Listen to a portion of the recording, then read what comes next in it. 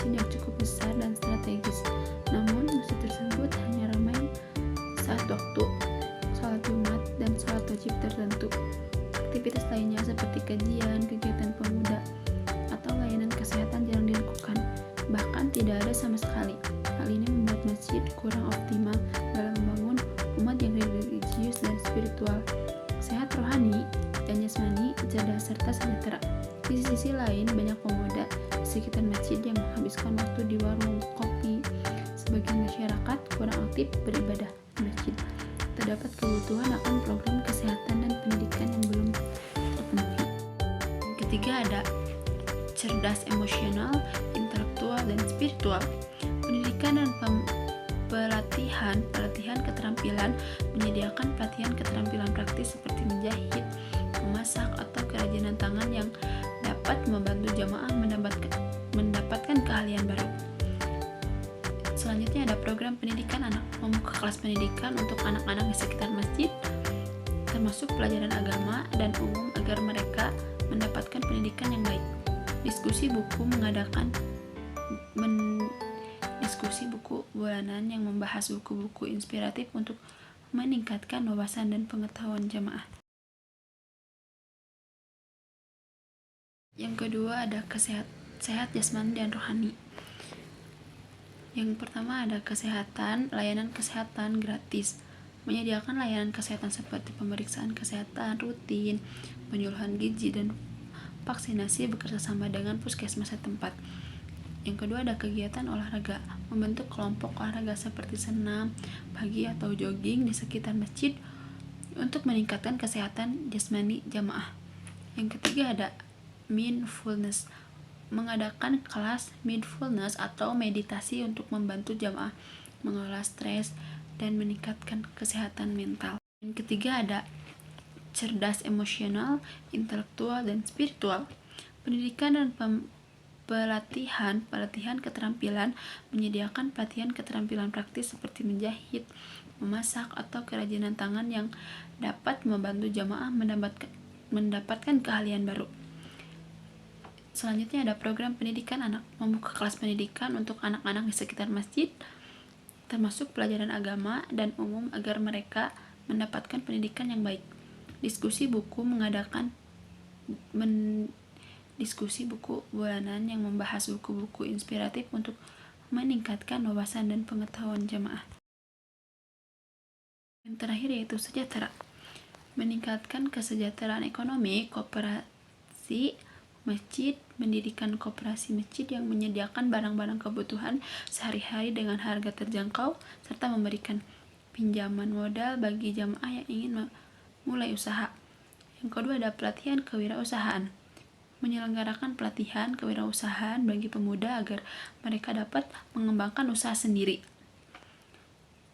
Bazar ekonomi umat, mengadakan bazar yang melibatkan pedagang lokal untuk mempromosikan produk mereka sekaligus memberikan kesempatan bagi jamaah untuk berbelanja dengan harga terjangkau. Kasus 2. Seorang pendidik bernama Ustadz Hasan mengajar di sebuah sekolah Islam terpadu. Ustadz Hasan dikenal sebagai guru yang cerdas, memiliki ilmu agama yang mendalam. Namun, beberapa murid merasa kurang nyaman karena gaya mengajarnya cenderung keras dan kurang memperhatikan pendekatan emosional. Akibatnya, sebagian siswa yang merasa takut bertanya atau berdiskusi secara terbuka di kelas.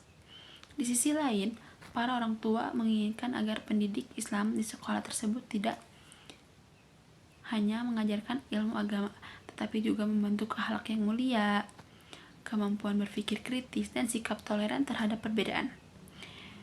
Sebagai seorang kepala sekolah, Anda diminta untuk memberikan solusi kepada Ustadz Hasan agar ia dapat menjadi pendidik yang lebih ideal sesuai dengan perspektif Islam, yaitu sebagai mu'alim, pengajar, murabi, pendidik akhlak, muzakir, pemberi nasihat, dan mursyid, pembimbing. Yang pertama ada prinsip-prinsip utama seorang pendidik dalam Islam. Kasih sayang, rahmat. Seorang pendidik harus menunjukkan kasih sayang kepada muridnya. Ini menciptakan lingkungan yang aman dan nyaman bagi siswa untuk belajar bertanya tanpa rasa takut. Kasih sayang juga mencakup pemahaman terhadap kebutuhan emosional dan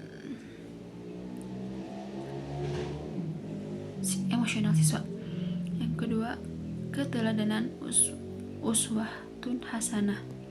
Pendidik harus menjadi teladan yang baik, perilaku akhlak. Dengan mencontohkan sikap yang baik, siswa akan lebih terdorong untuk meniru dan mengadopsi nilai-nilai tersebut. Mencontohkan sikap-sikap baik, siswa akan lebih terdorong untuk meniru dan mengadopsi nilai-nilai tersebut dalam kehidupan sehari-hari. Selanjutnya, ada strategi praktis untuk meningkatkan hubungan emosional dengan siswa. Pendekatan diagnosis. Ustadz Hasan dapat menerapkan metode pengajaran diagnosis di mana ia mengajak siswa berdiskusi dan bertanya.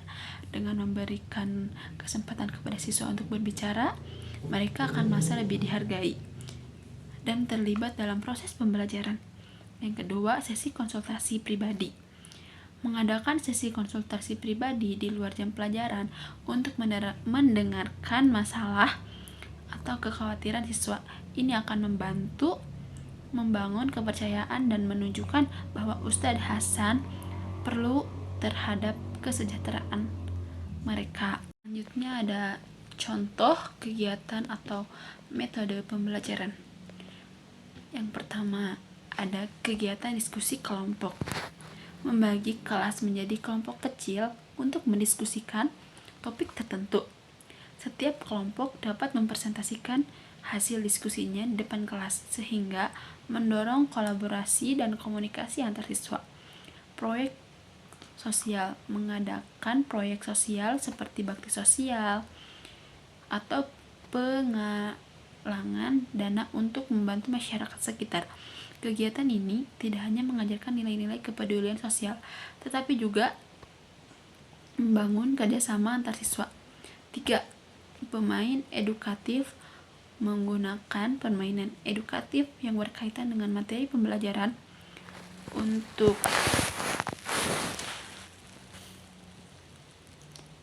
membuat suasana belajar lebih menyenangkan dan interaktif. Misalnya, kuis berbasis kelompok dengan hadiah kecil untuk meningkatkan motivasi belajar. Sekian